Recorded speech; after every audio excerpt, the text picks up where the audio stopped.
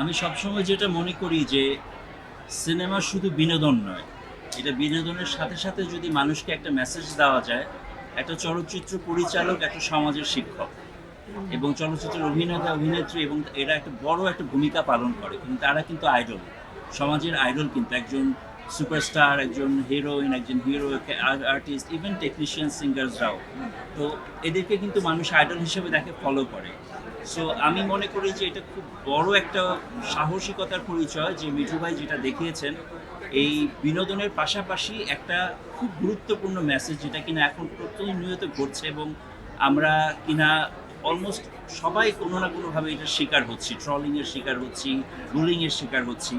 সেখানে একটা মানুষ ছবি দেখতে এসে যদি দুইজন মানুষের মধ্যেও যদি এই সচেতনতা বোধটা আসে যে এটা করা ঠিক না, বা এটা করলে আমার পাশের বন্ধুটা বা বন্ধুর বোনটা এফেক্টেড হতে পারে, এটা আমাদের জন্য অনেক বড় পাওয়া হবে। এই জন্য আমি স্পেশালি থ্যাঙ্কস টু মিঠু ভাই এবং অফকোর্স মন্দির এবং আপনারা যারা আছেন সবাই, আমরা যারা কাজ করেছি। সো আমি চাইবো, দর্শকের কাছে অনুরোধ করব যাতে আপনারা সব সিনেমাই দেখবেন এবং আমাদেরটা অবশ্যই বেশি করে দেখবেন। আপনার এক্সপেরিয়েন্স কেমন নীলচক্র নিয়ে যদি জানতে চাই? খুবই ভালো, খুবই ভালো। অসাধারণ ছবি, দুর্দান্ত মেকিং, দুর্দান্ত অভিনয় সবার। এবং আমার যে গানটা আছে, মাশা ইসলাম যেটা গেয়েছে, গানটার খুব ভালো রেসপন্স পাচ্ছি আমি।